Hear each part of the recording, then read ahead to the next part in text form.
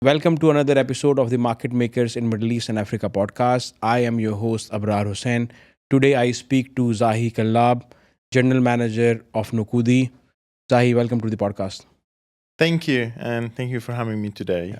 Zahi, you are leading one of the very innovative financial technology firm or a payments firm, which is very well known. Tell us about your story. Yeah, thank you.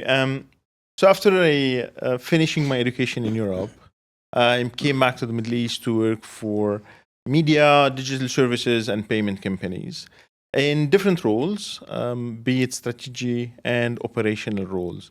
And working for a subsidiary of STC, we actually managed to launch payment at large scale in the region, working with multinationals and allowing customers to pay for their services through mobile payments back in the days. And then after that, I went for my executive MBA, and I decided time for trial for entrepreneurship to build a payment orchestrator for merchants that actually work across different geographies and different regions, and having to handle payments that are actually not necessarily the same. Like you use Noqodi in the UAE and you use someone else in Saudi and someone else in Bahrain, and then bringing them all together through the same platform. And then I got a call from Noqodi.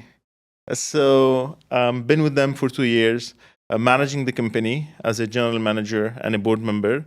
And we've been through a long journey, getting licensed by the central bank, and on a growth path, continuing through those 2 years. Perfect. Very interesting. Thank you for sharing, Zahi. Zahi, what's the vision behind Noqodi? I know it's homegrown in UAE. So tell us the story and what is the grand vision of Noqodi?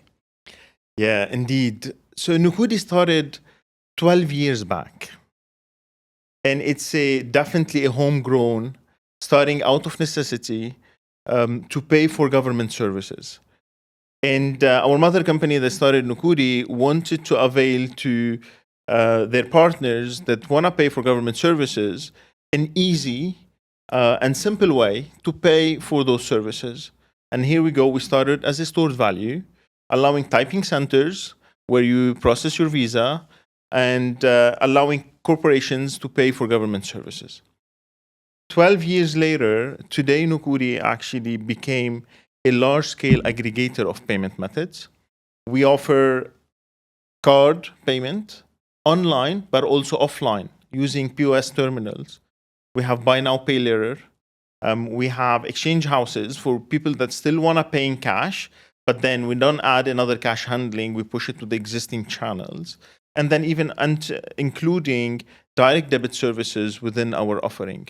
So it's really a payment aggregator, a one-stop shop for small-scale merchants as well as very large-scale enterprises and government entities to handle their payment. Mhm. So you mentioned that it's a payment aggregator and it's a homegrown. How you are able to scale it up? Share with us some numbers or the number of people using it, and what are the challenges you face in scaling a fintech in UAE or the region?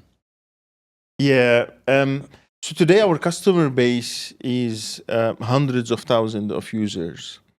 And in terms of volume, Noqodi handles billions in volumes. And then in some cases, on daily basis, we hundreds of thousands of transactions, be it for mission critical payment or retail payment and so on. So like I said, we've got very large government entities relying on Noqodi. Some of them are verticals that actually Dubai is very well known, where Noqodi is the payment aggregator.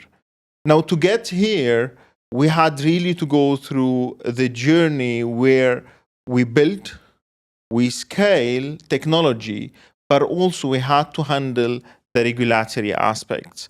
So as soon as we got it to a point where we need to grow further, Noqodi had to go for the licenses for the central bank. And today we get two licenses, the stored value, but also the retail payment that allows us to process the payment. Now, if I look at the GCC region, every other country we want to go to, this regulation will need to be handled separately. So regulatories are different in each country, and then this is a very lengthy process that you have to go through if you want to scale it. Another aspect that we handle, we need to factor into the payment growth in the UAE, the fact that this is a highly competitive market. Not only we have homegrowns that are very successful, every other international company that want to move into region, their first stop is the UAE. Yeah. And that becomes more of a competitive, but also price sensitive market. And that's where every fintech needs to come and build a value proposition that is rich enough to differentiate themselves and grow. Otherwise, you're just another player in the market. And it's a race to the bottom. And last but not least, to scale within the UAE, where card penetration is high, card adoption is high, there is an awareness and education for the customers that there are other payment methods that might be beneficial, that are more optimal, and they can use to pay for their services. Same applies to merchant. When a merchant wants to accept payments, which is in real case we have currently, in hundreds of thousands of dirham, paying this with a credit card, not only you need a credit card with such a limit, but that's going to cost money for processing. While if you use a wallet, like the one from Noqodi, the cost could be single-digit dirhams. Wow. 1, 2, 3, 4 dirhams. So that's even an optimization of the cost on the merchant side. Reconciliation remains the same, and full automation remains in place. So this is another important aspect to let the customers or change the customer behavior when you're scaling within the UAE. I think that's a very competitive advantage, right? When if the merchants use any other service, it will be like percentage, and you have only few, I'll say, single digit kind of, dirhams, right? Correct. What are the other USPs that you will say that, which differentiate Noqodi from others? Interesting questions, because, when we speak to merchants, we speak their language. And we've seen that small merchants, and I'm going to focus on this segment because I think this is a segment that had faced some challenges accepting payment. Noqodi was able to empower them. Take the example of Global Village. The Global Village merchants are all empowered exclusively by Noqodi. Of course, we have partners in the back, but the one doing the onboarding, allowing them to collect the money and then dispersing the money to them is Noqodi. So we're talking about close to 1,000 dirham that we onboard within few weeks when the season starts, and we offboard when the season stops. That's on retail. Now take another SME that we've seen, they got up and running with their license. You've been here for some time, and I'm sure you understand opening a bank account might be challenging for new businesses. So with Noqodi, they can actually start accepting and collecting their revenue and then dispersing this money or collecting it from an exchange house without the need for the bank account. Once their bank account is open, then they can go back, add it, and then start dispersing the money to their bank account. So they can get up and running with payment acceptance, but also with other payment features. They can use our payment links. So you generate a payment link, you send it to your customer, they pay online, and you get that collected immediately. So, as a business, this is what you want to have to start paying. Now, I go to the other side, which is very large enterprises and government entities. These kind of entities we've seen, they look for automation. I want one report, all my collections, I can match with my ERP system and potentially integrate directly, so that actually generates my accounting entries. And today with Noqodi, this is something that we have put in place that allows those large entities to actually integrate directly with Noqodi and have this automation end-to-end, even reconciling with their bank accounts. So the large breadth of Noqodi services has allowed us to speak to different audience and help them automate, but also reduce the internal overheads.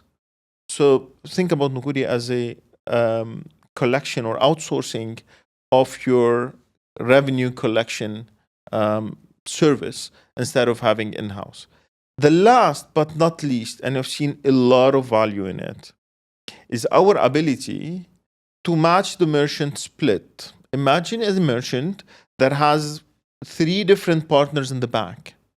As Noqodi, we allow the merchant to actually split the transaction of the time of payment.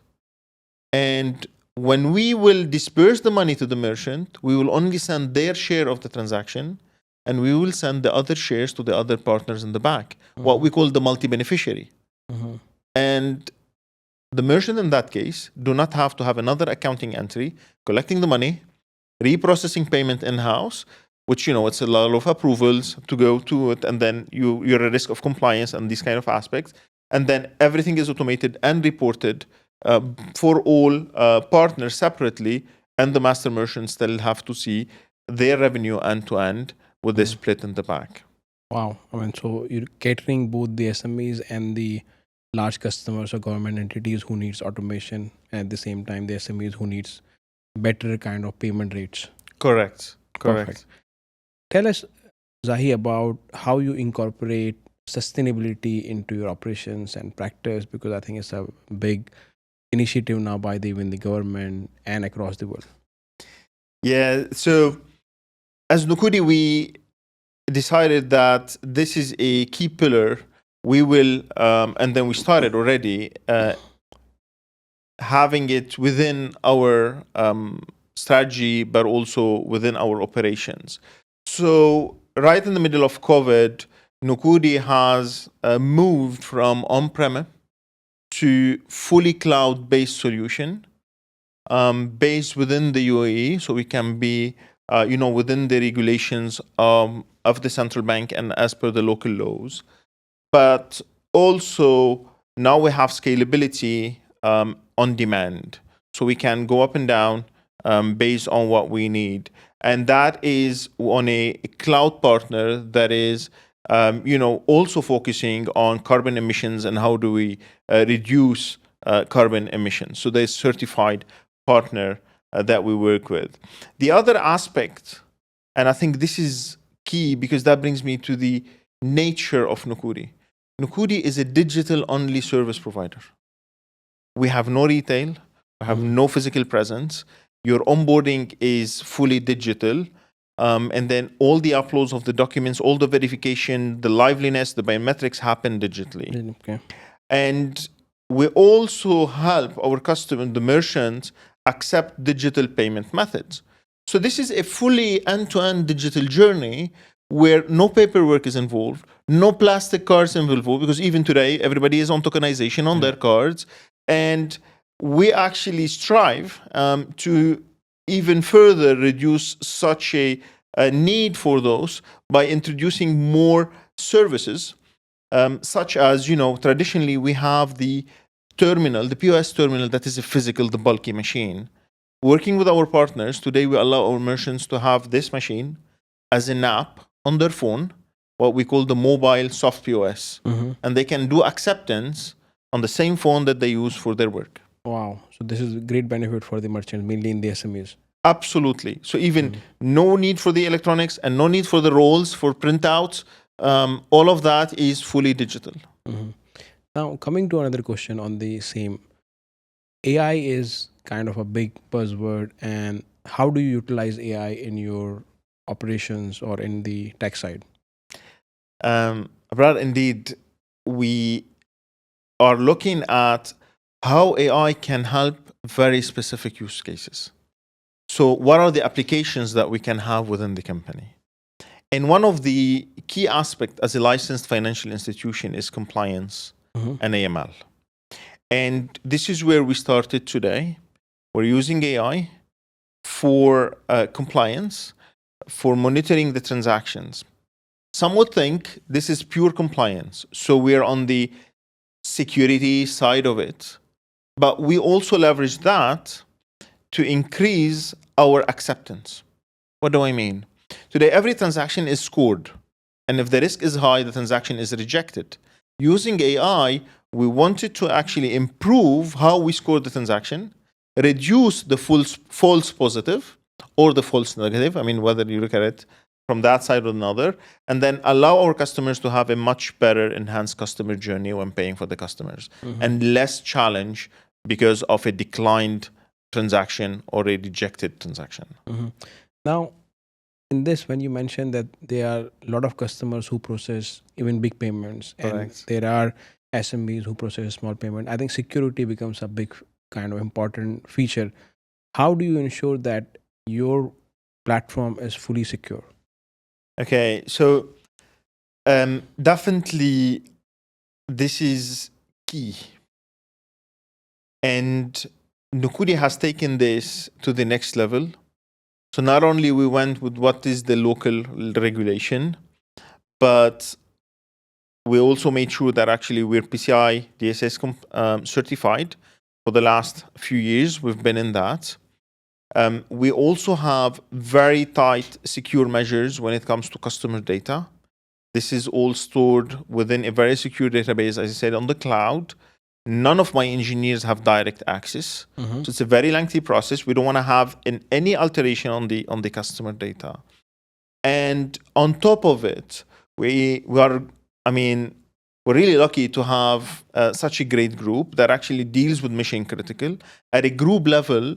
It was the group has established a cyber security team to actually cascade all the use cases, all the best practice throughout all the entities, not only from a cyber security as an external threat, but we also look at it internally from within our application to make sure that our code is secure. Mm-hmm. The way the code is written is highly secure, and we don't have any backdoors left within the code itself. So this is an aspect that we are taking it very serious. And I think this gives a lot of comfort to our partners, especially government entities, when dealing with us at financial but also at security level. Mm-hmm. And I know that some of the largest government entities in UAE are utilizing Noqodi. So, what is the impact that Noqodi had there? For example, your biggest customers or the biggest transactions. How do you see the impact in improving, let's say, the financial efficiency in the government? Yeah. The more we engage with our partners, the more we see the partners coming back and asking for additional kind of embedding of Nukudi within their services. So with government entities, I'll take them that as an example, but now we rolled it out to private. I mean, that's going to go out very soon in the market. They actually look at Nukudi as a partner and not only a payment partner, which means every time they want to expand their services, they want to remove cash, they want to implement specific use cases, they would call us and we would work together on the roadmap to bring this kind of innovation to market. Mm-hmm. For example, tourists come to Dubai, they love Dubai, and they have a stay of a 1 month. They usually end up staying 45 days. And they want to pay for their overstay, Mm-hmm. which is actually, it's an additional payment. They used to go to a counter within the terminal in Dubai airport and to pay at the counter in cash, come back and redo the exit process. We actually work with our immigration partner to bring a kiosk. Mm-hmm. It's a simple payment method. You actually can check next to the passport control what are the overstay payment that you need to do. You use your credit card or you scan a QR code to pay on your device. Oh. Mm-hmm. And that's smooth. That instantly reflects on the officer's screen. You can go by and then complete the exit process. Mm-hmm. So they see us as an extension for bringing or digitizing their services within the payment industry. And on the other side, they look at us as a partner to bring more efficiency. Mm-hmm. When we look at the land department, the new releases for real estates in Dubai are paid through Nukuri. That allows all parties to be one, very fast when it comes to payment, two, very secure because Nukudi has the role-based profile access, so you can be the owner of the account. and you can have an agent that actually going to only process payment for your entity. And then the merchant receive their payment, they know that the money is secure and they receive it instantly. I mean, they know it has been processed successfully. So it's an end-to-end kind of process that allows them to have this kind of integration, a real-time view of the transaction, and then on top of it, offer multi-payment methods for their customers that allow them also to bring down this payment cost as an overall cost. Wow, that's very interesting that you can even go into that kind of journey where you can help customer digitize the whole payment. Correct. Perfect. Correct. Yeah. Yeah, Zahi, another question. As you mentioned, you're working with some of the entities here. What is the growth plans in UAE and maybe outside of UAE? You know, the UAE has been on a, I mean, at least for us, on a very fast growth trajectory in the last few years. We've seen significant growth across the board, be it within the private merchant that we serve, but also within the government. And, you know, we have our commitment to our partners that we're going to continue working closely with them to bring to new innovation. You know, this is how Dubai has always been built around innovation, first to market. It is important that we continue serving our customers. Now, we've been also embarking and then working with customers and merchants in other Emirates, replicating the success stories, but also sharing the know-how and the benchmarks that we've seen here, the best practice that we've seen here, so they can take advantage. So, you know, they don't have to wait another 12 years to build this kind of expertise.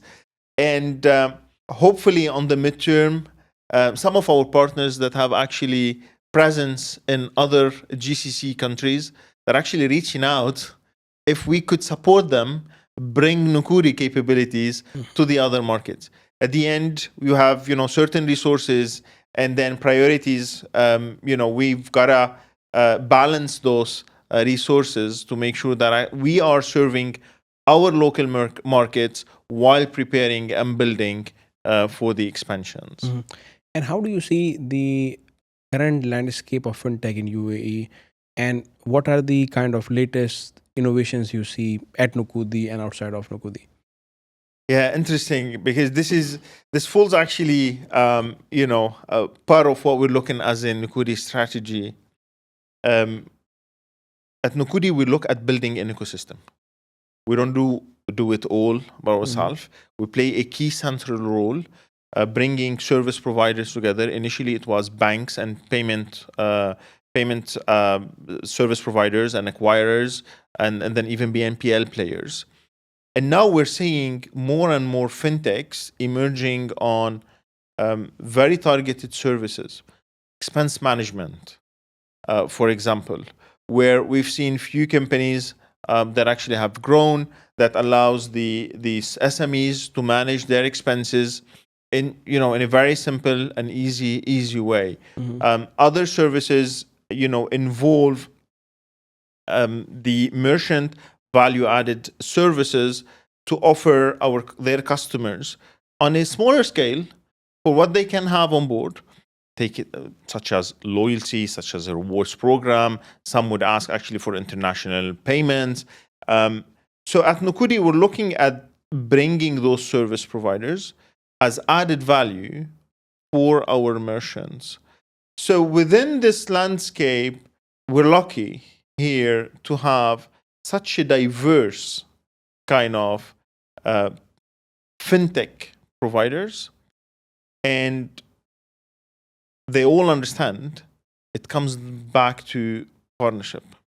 You know, we're partnering to increase the value added for our merchants or our customers, because if each one goes on their way, you know, its cost of acquisition goes high. You know, pricing is much more competitive, and then customers might choose one or the other and not necessarily take it as a bundle. right? We've also seen, for example, microfinancing for SMEs to finance their working capital. And then again, these can either be a bank, but also backed by a bank. Installments for SMEs, especially for large payments. So we've had a very diverse kind of service providers within the UAE in the fintech space, and we keep on looking at bringing the right partners on the platform to allow our customers to take advantage without the need to actually strike different deals, have different integration, and have to prioritize one the other. As soon as you have an integration with Noqodi, then you have access to all the services that are brought on the platform. And what are the some do you are you considering cryptocurrency or blockchain? Is that in the plan, and how do you see it? You know, we're licensed by the central bank, and it is important we follow the local regulations.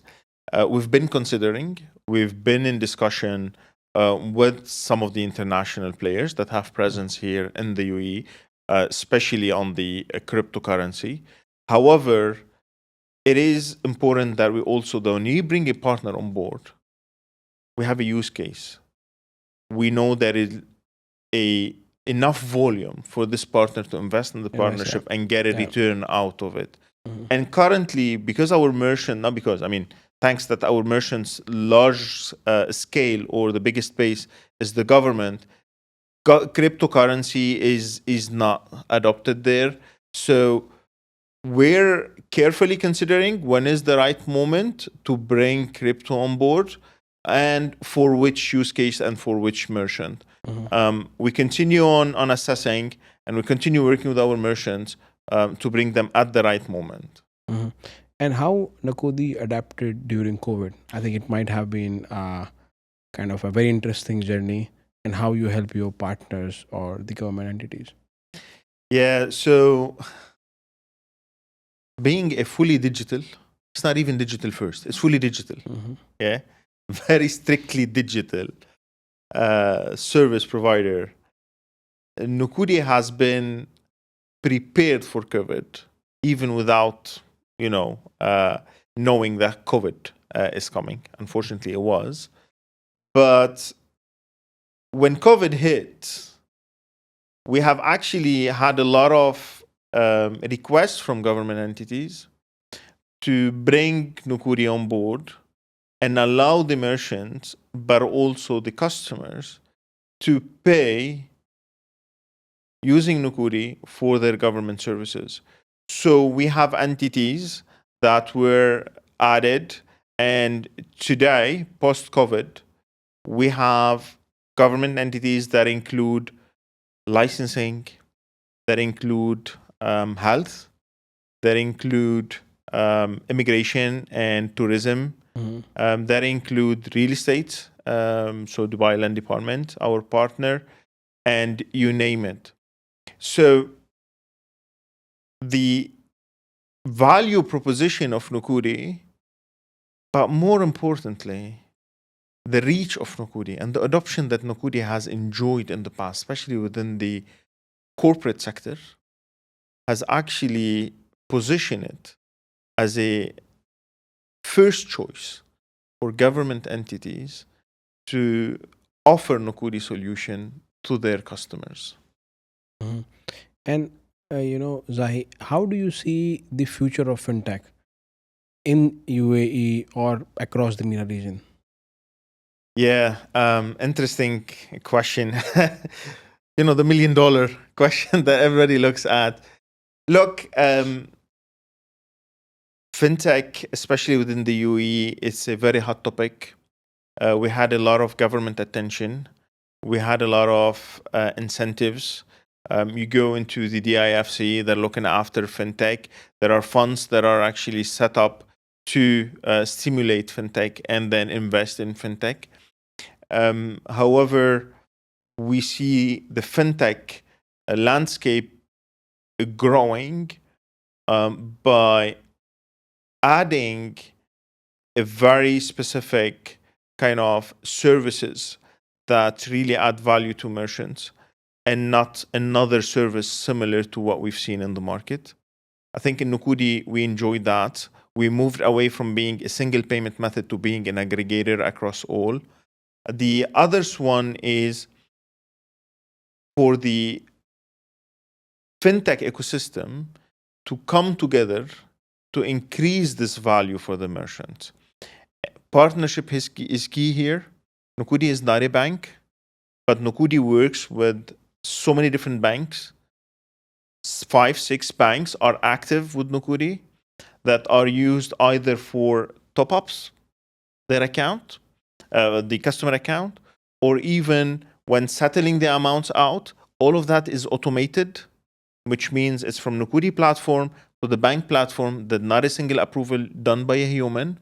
So these kind of combinations is what brings innovation and faster growth to market, rather than again going after a single service where for every new service I need to bring a different partner, I need to integrate a different partner. If I have an ERP, that's a lengthy process. If I have a standard kind of solution provider, then I need to bring or pay for the integration. The idea is not to have services that are independent. The idea is to have services that are collectively combined within a proper process to enhance the internal processes, but also to offer a much enhanced and seamless customer journey that is key today for the success of any business. And my last question, Zahi. What's next for Zahi, and what keeps you motivated, and what you're looking at Noqodi as kind of very innovative coming in coming years or coming days? Yeah. We're not done yet with Noqodi. It's been a really high and fast-paced journey. Enjoyed every moment of it. Keep on. We're looking forward to actually what's coming next for Noqodi. I know the board of Noqodi would like to go even much faster, be it locally, but also be it on other opportunities. Why not regionally? And that's really very interesting for me, because that means we're not gonna stall at any moment for now. We're always forward looking. We're always pushing. We're always investing time and effort and energy to bring new concepts to market. So I'm looking forward to the next, few years, hopefully within Noqodi, and the growth that we can continue having, but also how much better we can serve our customers, mainly our merchants. They are the cornerstone for us, and it is key that we keep this partnership growing and flowing, so we can again keep bringing more innovation to market. Zahi, again, thank you very much for coming. It's really a pleasure to talk to you. Thank you for having me today. It was an amazing time. Thanks. Thank you.